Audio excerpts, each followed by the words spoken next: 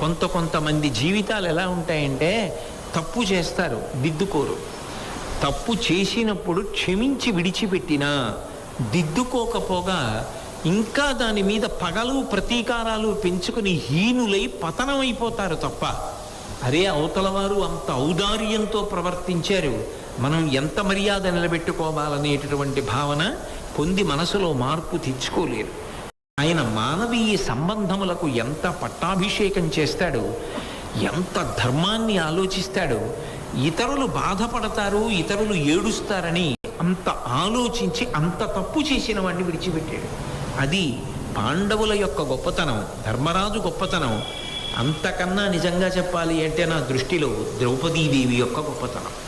ఆమె పట్టుబడితే ఏమో ఎలా ఉండేది. అది ఆ తల్లి ఔన్నత్యం. అది మనం ఎలా బ్రతకాలి,